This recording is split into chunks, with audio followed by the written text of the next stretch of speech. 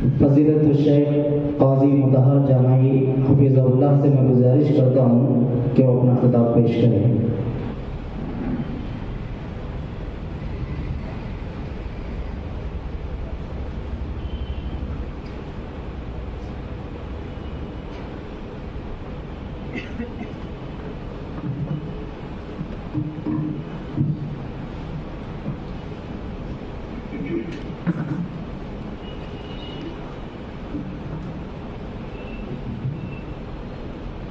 السلام علیکم ورحمۃ اللہ وبرکاتہ۔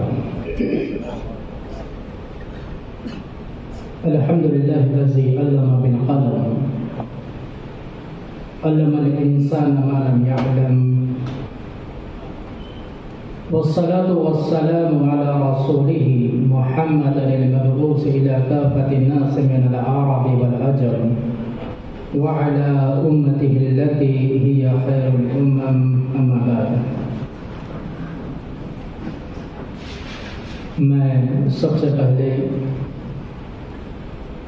اللہ سبحانہ و تعالیٰ کا شکر و احسان بجا لانا چاہوں گا کہ اللہ تعالیٰ نے ہم لوگوں کو یہاں پر ایک جگہ جمع ہو کر اس کے دین کی باتوں کو سننے اور سنانے کا موقع نصیب فرمایا۔ یہ ہم پر اللہ کا بڑا کرم ہے، یہ ہم پر اللہ کا بڑا رحم ہے، کیونکہ ہمارے بہت سارے ایسے رشتہ دار، بہت سارے ایسے دوست و احباب ہوں گے جو آج اس وقت میں کہیں پر بیٹھ کر کوئی فضول اور لغو کام کر رہے ہوں گے۔ ہو سکتا ہے کوئی دنیاوی کام میں مشغول ہوگا، ہو سکتا ہے کوئی کسی ہوٹل میں بیٹھ کر، کوئی کسی چبوترے پر بیٹھ کر کسی کی غیبت کر رہا ہوگا، کسی کی چغلی کر رہا ہوگا۔ ہو سکتا ہے کہ ہمارے دوست و احباب اپنے موبائل پر گانے سن رہے ہوں گے، فلمیں دیکھ رہے ہوں گے، یا پھر گیم کھیل رہے ہوں گے، لیکن اللہ کا بے حد شکر و احسان ہم پر یہ ہے کہ اللہ تعالیٰ نے ہم لوگوں کو یہاں پر اس مجلس کے لیے چن لیا ہے، جس مجلس میں اللہ کا ذکر کیا جانے والا ہے، جس مجلس میں اللہ اور اللہ کے رسول کی بات کی جانے والی ہے، جس مجلس میں دین کے احکامات کو بیان کیے جانے والے ہیں۔ ایسی مجلس میں بیٹھنے کا شرف اللہ تعالیٰ نے مجھے اور آپ کو بخشا ہے۔ اللہ تعالیٰ کی اس تعریف کے بعد درود و سلام تمام انبیاء علیہ الصلوۃ والسلام پر، خصوصیت کے ساتھ میرے اور آپ کے آخری نبی سرور کونین تاجدار مدینہ احمد مصطفیٰ محمد مصطفیٰ صلی اللہ علیہ وسلم پر درود و سلام اس نبی پر جس نبی نے ہمیں جینے کا طریقہ سکھایا۔ درود و سلام اس نبی پر جس نبی نے کیا صحیح ہے کیا غلط ہے ہم کو بتایا۔ درود و سلام اس نبی پر جس نبی نے کون سا راستہ جنت کی طرف لے کر جاتا ہے اور کون سا راستہ جہنم کی طرف لے کر جاتا ہے، ان ساری چیزوں کو نبی کریم صلی اللہ علیہ وسلم نے کھول کھول کر بیان کر دیا۔ اسی لیے لاکھوں کروڑوں درود و سلام نازل ہوں اس پیارے نبی صلی اللہ علیہ وسلم پر۔ اللہم صلی وسلم علی نبینا محمد۔ حاضرین، آج اس مجلس میں مجھے جس ٹاپک پر بولنے کے لیے کہا گیا ہے وہ ٹاپک ہے موجودہ فتنوں سے ہم اپنے ایمان کی حفاظت کیسے کریں۔ تو آئیے سب سے پہلے ہم اپنے موضوع کو سمجھنے کی کوشش کرتے ہیں۔ موضوع ہے موجودہ فتنوں سے ہم اپنے ایمان کی حفاظت کیسے کریں۔ اب سوال یہ پیدا ہوتا ہے کہ فتنے کسے کہا جاتا ہے، فتنے کا کیا معنی اور کیا مطلب ہوتا ہے۔ فتنے کا معنی اور مطلب، اس کا جو لفظی معنی ہے عربی ڈکشنری میں بیان کیا جاتا ہے، امتحان اور آزمائش کو فتنہ کہا جاتا ہے۔ جہاں پر بھی ہمارا کوئی امتحان، کوئی آزمائش والا کام ہماری زندگی میں آ جائے تو سمجھ لیجئے کہ یہی ہمارے لیے فتنہ ہے، یہ فتنے کا لفظی معنی ہے۔ اب فتنے کا اصطلاحی معنی بیان کرتے ہوئے علماء لکھتے ہیں، جس میں امام جرجانی وہ بیان کرتے ہیں کہ وہ چیز جس کے ذریعے سے انسان کی اچھائی یا برائی واضح ہو اس کو فتنہ کہا جاتا ہے۔ اور قرآن مجید میں 15 مقامات پر لفظ فتنے کا ذکر ہوا ہے اور مختلف معانی اور مطالب کے لیے فتنے اس لفظ کا ذکر ہوا ہے۔ تو بھائی چلتے ہیں فتنے کا لفظی اور اصطلاحی معنی جاننے کے بعد آج اس موجودہ زمانے میں ہمارے سامنے کون سے فتنے موجود ہیں، ان فتنوں کو بھی ہم سنتے چلتے ہیں۔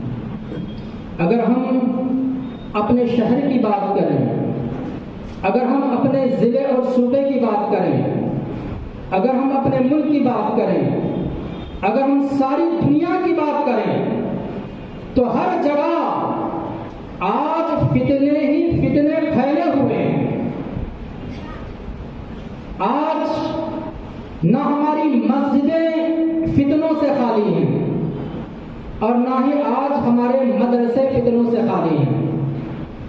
آج نہ ہمارے گھر فتنوں سے خالی ہیں اور نہ ہی آج ہمارے بازار فتنوں سے خالی ہیں۔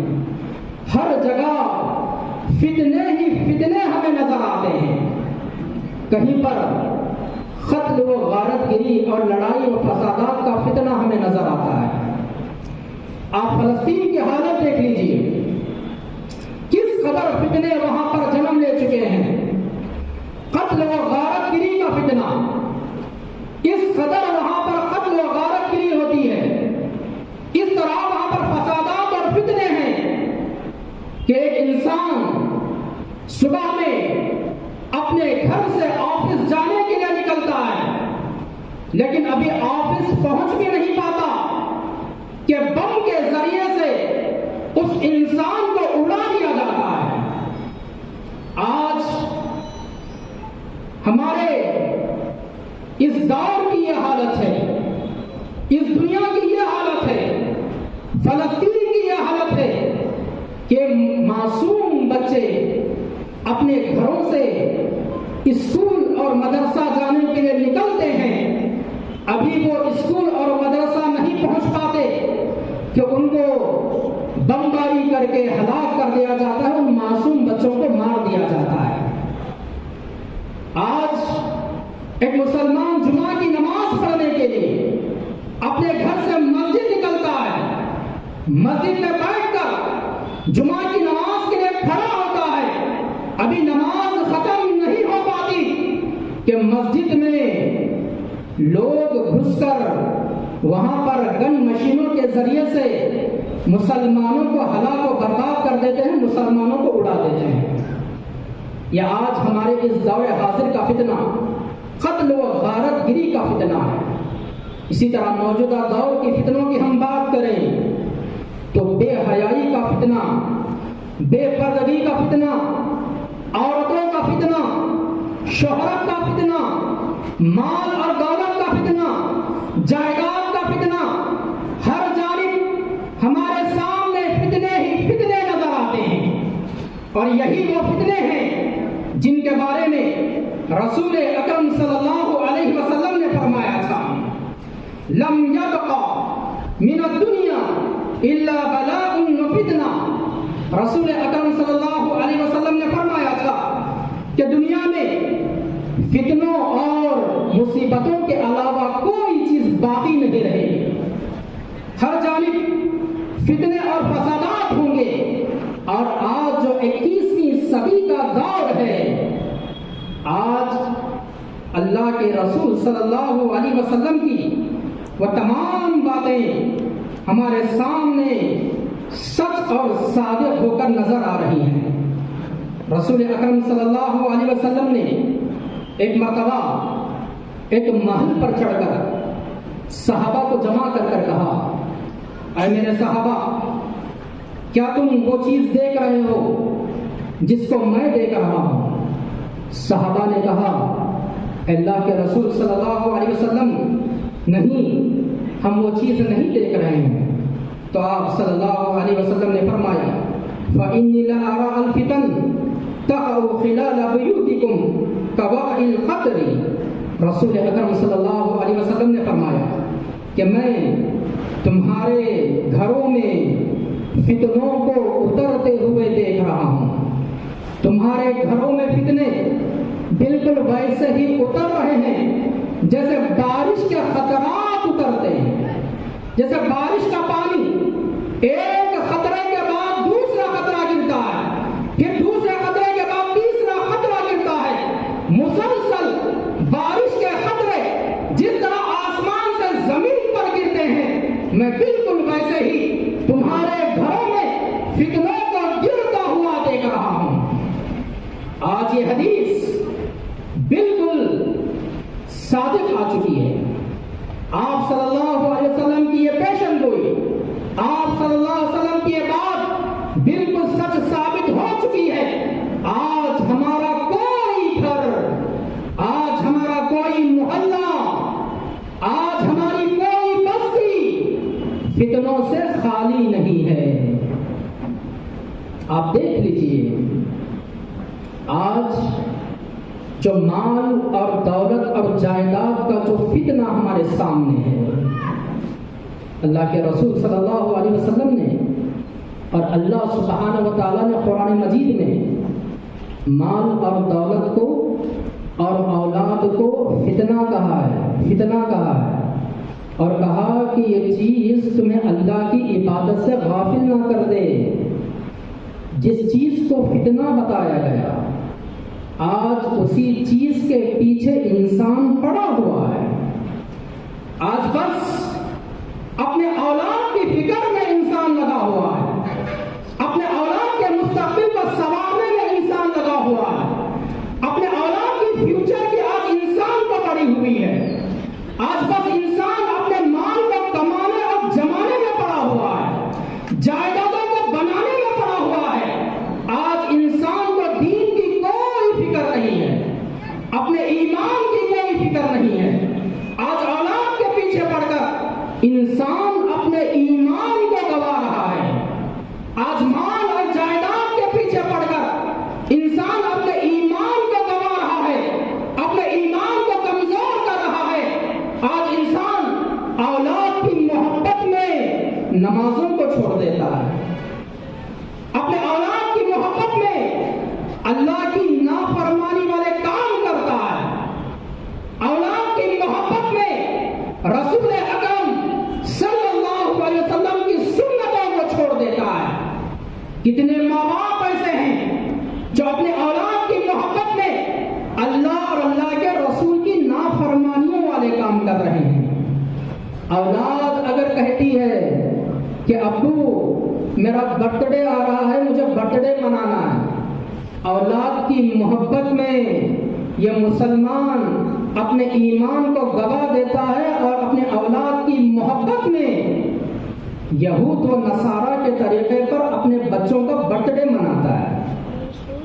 اگر 1 جنوری آ جائے، ہیپی نیو ایئر آ جائے، اولاد اگر کہے کہ ساری دنیا منا رہی ہے، ساری دنیا اس چیز کو کر رہی ہے، تو والدین اپنے اولاد کی محبت میں وہاں پر ہیپی نیو ایئر اور 1 جنوری منانے سے بھی باز نہیں آتے۔ اولاد کی محبت میں، اولاد کی فکر میں آج انسان سود دے رہا ہے، سود لے رہا ہے۔ آج اولاد کی محبت میں انسان اور مسلمان بہت سارے اللہ کی نافرمانی اور کام میں لبت ہے، حالانکہ یہ اولاد آپ کے مر جانے کے بعد آپ کے کوئی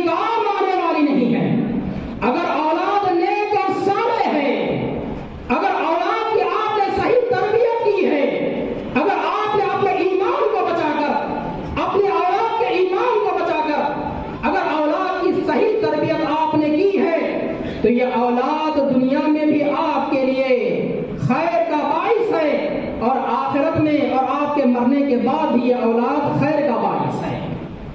لیکن جو اولاد آپ کے لیے آپ کے مرنے کے بعد نیک ہو کر دعاؤں کے علاوہ کچھ بھی نہیں کر سکتی، آج اسی اولاد کے پیچھے پڑ کر انسان اپنے ایمان کو برباد کر رہا ہے۔ اور اگر ہم دولت اور جائیداد کی بات کریں، اس کو بھی جو فتنہ کہا گیا، اور اسی فتنے میں پڑ کر آج مسلمان اپنے ایمان کو برباد کر رہے ہیں۔ آج مسلمان جائیداد کو بنانے میں، اپنی پراپرٹی کو بنانے میں، مال کو کمانے میں نہ حلال دیکھ رہا ہے نہ حرام دیکھ رہا ہے۔ ہر کوئی آج سود میں پڑا ہوا ہے۔ اچھے اچھے لوگ آج بینک سے لون لے رہے ہیں۔ کیوں؟ یہی وہ مال ہے، یہی وہ مال کی محبت ہے، یہی وہ دنیا کی چاہت ہے جس کا فتنہ کہا گیا۔ اگر ہم رسول اکرم صلی اللہ علیہ وسلم کی زندگی کی طرح قناعت پسند زندگی گزاریں گے، جو مل گیا وہ کھا لیا، جو مل گیا وہ پہن لیا، جو مل گیا اس میں رہ لیے، تو پھر ہمیں بینک سے لون لے کر کوئی سودی کاروبار کرنے کی ہمیں نوبت ہی نہیں آئے گی۔ لیکن جب یہ مال فتنہ ہے تو اس مال کے پیچھے پڑ کر آج ہم اپنے ایمان کو برباد کر رہے ہیں۔ اسی طرح عورتوں کا جو فتنہ آج ہمارے سامنے موجود ہے، عورت کو بھی فتنہ کہا گیا، اور عورت کے اندر جو بے حیائی آج ہے، جو بے پردگی آج ہے، آج عورت سر بازار جو ننگی گھوم رہی ہے، عورتیں اپنے چہرے کو دکھا کر، عورتیں اپنے سارے بدن کو دکھا کر، عورتیں اپنے ہاتھ اور پیروں اور بالوں کو دکھا کر جو کھلے عام بازاروں میں گھوم رہی ہیں، یہ آج کے دور کا سب سے بڑا فتنہ ہے۔ اور اس فتنے میں اچھے اچھے نوجوان ملوث ہو جاتے ہیں، اچھے اچھے مسلمان، اچھے اچھے ایمان والے عورت کے فتنے میں پڑ جاتے ہیں۔ اگر عورتوں کو گھروں میں رکھا جائے، اگر عورتوں کو اسلامی تربیت دی جائے، اسلام جس طرح عورتوں کو گھروں میں رہنے کا حکم دیتا ہے، قرآن مجید نے عورتوں کے بارے میں کہا وَقَرْنَ فِي بُيُوتِكُنَّ، عورتوں کو چاہیے کہ وہ اپنے گھروں میں گڑی رہیں، اپنے گھروں میں جمی رہیں، گھروں سے باہر نہ نکلے۔ وقت ضرورت عورتیں اپنے گھروں سے باہر نکل سکتی ہیں، لیکن آج عورتوں کی بے حیائی کا فتنہ جو ہمارے سامنے ہے، اچھے اچھے لوگ آج اس فتنے سے بچے ہوئے نہیں ہیں۔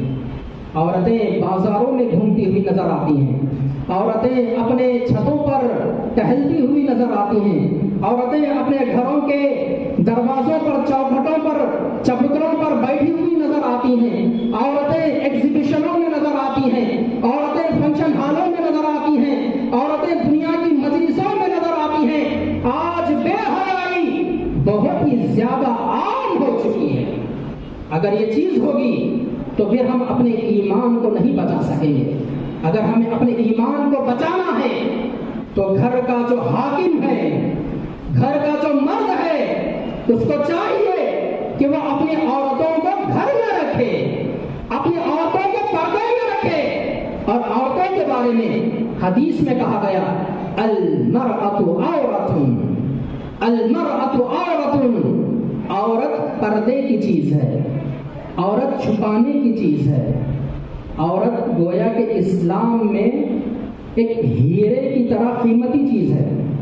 ایک ہیرا جس طرح قیمتی ہوتا ہے اور ہیرے کو جس طرح ہم چھپا کر رکھتے ہیں، ہیرے کی جس طرح ہم حفاظت کرتے ہیں، ہیرے کو کوئی بھی اپنے گھر کی چھت پر نہیں رکھتا، ہیرے کو کوئی بھی اپنے گھر کے باہر نہیں رکھتا، ہیرے کو کوئی بھی کھلے بازار میں نہیں رکھتا۔ ہیرے کو ہم اپنے گھر میں، گھر کے کمرے میں، کمرے کے الماری میں، الماری کے جو چور خانہ ہوتا ہے، چور خانے میں ہم ہیرے کو چھپا کر رکھتے ہیں۔ تو عورت بھی اسلام کی نظر میں ہیرا ہے، قیمتی چیز ہے۔ ہم عورت کو جتنا زیادہ چھپا کر رکھیں گے اتنا ہی زیادہ اس دور کے فتنے سے ہم بچے رہیں گے۔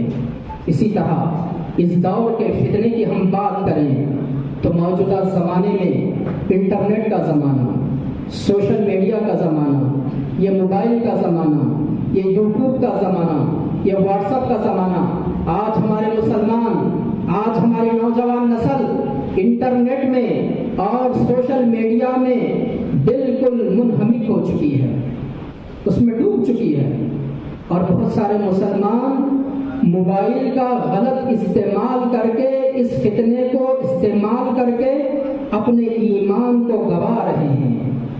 کتنے نوجوان ایسے ہیں جو رات میں نہ 2 بجے دیکھتے ہیں نہ 3 بجے، 2-3 بجے تک واٹس ایپ پر آج نوجوان مشغول ہیں، یوٹیوب پر آج نوجوان مشغول ہیں، سوشل میڈیا پر آج نوجوان مشغول ہیں، بے حیائی کی چیزیں دیکھ رہے ہیں، بے حیائی کی چیزیں اپنے کانوں سے سن رہے ہیں۔ یاد رکھ لیجیے یہ ایک ایسا فتنہ ہے جو فتنہ ہماری دنیا کو بھی برباد کر دے گا اور ہماری آخرت کو بھی برباد کر دے گا۔ آج رات کے اندھیرے میں بیٹھ کر، آج بند کمرے میں بیٹھ کر اس موبائل کے ذریعے سے، اس فتنے کے ذریعے سے آج مسلمان اور نوجوان جس بے حیائی کو دیکھ رہا ہے، جو گندی فلمیں دیکھ رہا ہے، جو گندی تصاویر دیکھ رہا ہے، جو گانے سن رہا ہے، جو فلمیں دیکھ رہا ہے، یاد رکھ لیجیے جب قیامت کا دن ہوگا، میدان محشر ہوگا، انسان کے سارے اعضاء ان کو زبان دے دی جائے گی، ہر پارٹ انسان کا وہاں پر اللہ کے سامنے گواہی دے گا، یہاں تک کہ ہمارا جو ہاتھ ہے، ہمارے ہاتھ کی جو انگلیاں ہیں، یہ انگلیاں قیامت کے دن میدان محشر میں اللہ کے سامنے گواہی دیں گی کہ اللہ یہ تیرا بندہ رات کے اندھیرے میں اپنے کمرے میں بیٹھ کر، بند کمرے میں بیٹھ کر ان انگلیوں سے گندی فلموں کو کلک کیا کرتا تھا، گندی تصویروں کو ان انگلیوں سے دبایا کرتا تھا، فیس بک کو چلا کر گانے اور فلمیں دیکھا کرتا تھا۔ ہمارے یہ ہاتھ کی انگلیاں کل اللہ کی بارگاہ میں اللہ کے سامنے گواہی دینے والی ہیں۔ ہمارے ہر طرف کیمرے ہی کیمرے لگے ہوئے ہیں، فرشتوں کے کیمرے ہماری ہر بات کو نوٹ کر رہے ہیں۔ اسی لیے اگر ہم اپنے ایمان کو بچانا چاہتے ہیں تو ہمیں چاہیے کہ ہم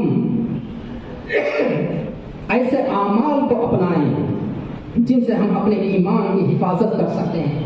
تو آئیے مختصر سے وقت میں چند چیزوں کو بیان کر کے اپنے ایمان کی حفاظت ہم ان فتنوں سے کیسے کر سکتے ہیں، ان چیزوں کو بیان کر کے میں اپنی جگہ لوں گا۔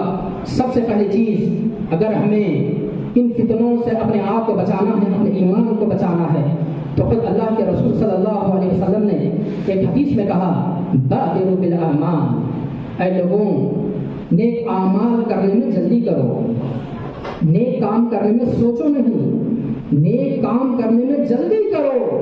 اگر تم نیک کام کرنے میں جلدی کرو گے تو فتنوں سے بچو گے، اپنے ایمان کو بچا سکو گے۔ لیکن آج ہم انتظار کرتے ہیں، اپنی عمر کا ہونے کا انتظار کرتے ہیں۔ آج 30 سال کا نوجوان ہے، سوچتا ہے کہ 50 سال کا جب ہو جاؤں گا، 60 سال کا جب ہو جاؤں گا تو کوئی مسجد کا کونا پکڑ لوں گا اور وہاں پر نیک کام کروں گا، نیک اعمال کروں گا۔ نہیں میرے بھائیوں، موت کا کوئی بھروسہ نہیں ہے، فتنوں کا کوئی بھروسہ نہیں ہے۔ فتنوں سے اپنے آپ کو بچانا ہے، اپنے ایمان کو بچانا ہے۔ تو رسول اکرم صلی اللہ علیہ وسلم نے فرمایا کہ تم اپنے نیک کام کرنے میں جلدی کیا کرو۔ اور دوسری چیز، اگر ہمیں اپنے ایمان کو بچانا ہے تو اللہ کی طرف ہمیں رجوع ہونا چاہیے۔ اللہ سبحانہ و تعالیٰ فرماتے ہیں وَتُوبُوا إِلَى اللَّهِ جَمِيعًا أَيُّهَا الْمُؤْمِنُونَ لَعَلَّكُمْ تُفْلِحُونَ۔ اللہ سبحانہ و تعالیٰ نے کہا اے لوگوں تم تمام کے تمام اللہ کی بارگاہ میں توبہ کرو، اللہ کی طرف پلٹ جاؤ، اللہ کی طرف رجوع کرو، لَعَلَّكُمْ تُفْلِحُونَ، تاکہ تم کامیاب ہو جاؤ۔ اگر اپنے ایمان کو بچانے میں کامیاب ہونا ہے، اگر دنیا میں کامیاب ہونا ہے، اگر آخرت میں کامیاب ہونا ہے تو ہمیں اللہ کی طرف پلٹنے کی ضرورت ہے۔ آج ہم دنیا میں پڑے ہوئے ہیں، دنیا کمانے اور جمانے میں پڑے ہوئے ہیں۔ ہمیں فوراً اپنے ایمان کو بچانے کے لیے، ان فتنوں سے اپنے آپ کو بچانے کے لیے اللہ کی طرف پلٹنا چاہیے۔ اور تیسری چیز، اگر ہم اپنے ایمان کو بچانا چاہتے ہیں تو اس دور میں ملی اتحاد ضروری ہے۔ آج ہمارے اندر اختلاف ہے، آج ہماری مسجدوں میں اختلاف، ہمارے مدرسوں میں اختلاف، ہمارے خاندان میں اختلاف، ہمارے گھروں میں اختلاف، ہماری سوسائٹی میں اختلاف، ہر جگہ آج ہم اختلاف کا شکار ہو چکے ہیں۔ اگر ہم اتحاد پر آ جائیں گے، اگر ہم ایک ساتھ سب مل کر ایک پلیٹ فارم پر آ کر اتحاد کے ساتھ دین کا کام کریں گے تو پھر اس موجودہ دور میں ہم اپنے ایمان کو بچا سکتے ہیں۔ اور چوتھی چیز، اگر ہمیں اس موجودہ دور کے فتنوں سے اپنے ایمان کو بچانا ہے تو سب سے اہم کام، سب سے ضروری کام دعوت الی اللہ ہمیں کرنا چاہیے۔ اللہ کی طرف لوگوں کو بلانا چاہیے، دعوت اور تبلیغ کا کام ہمیں کرنا چاہیے۔ اور اللہ سبحانہ و تعالیٰ نے ہم لوگوں کو جو اس کائنات میں پیدا کیا ہے، ہمارے پیدا کرنے کے مقاصد میں سے ایک مقصد یہی بیان کیا کہ تمہیں اسی لیے پیدا کیا گیا ہے کہ تم لوگوں کو بھلائی کا حکم دو اور لوگوں کو برائی سے روکو، یعنی دعوت کا کام کرو۔ آج ہم نے دعوت کے کام کو چھوڑ دیا ہے، اسی لیے ہر طرف فتنے ہی فتنے ہیں۔ آج ہم نے اللہ کی طرف لوگوں کو بلانا چھوڑ دیا ہے، آج ہم نے دین کی خدمت کرنا چھوڑ دیا ہے، اسی لیے آج ہم فتنوں میں پڑ کر اپنے ایمان کو گنوا رہے ہیں۔ اسی طرح اگر ہم اس موجودہ دور میں فتنوں سے اپنے آپ کو بچانا چاہتے ہیں تو ہمیں چاہیے کہ ہم اپنے آپ کو گناہوں سے بچائیں، ہر قسم کے گناہ سے اپنے آپ کو بچائیں۔ یاد رکھ لیجئے، شرک بھی ایک بڑا فتنہ ہے، بدعت بھی ایک بڑا فتنہ ہے۔ شرک اور بدعت میں پڑھ کر، آج بے شمار دوسرے گناہوں میں پڑھ کر آج لوگ اس فتنے میں ملوث ہو کر اپنے ایمان کو برباد کر رہے ہیں۔ اللہ سے دعا ہے کہ اللہ سبحانہ و تعالیٰ کہنے والے کو کہنے سے زیادہ اور سننے والوں کو سننے سے زیادہ عمل کرنے کی توفیق عنایت فرمائے۔ آمین ثم آمین، وآخر دعوانا ان الحمد للہ رب العالمین۔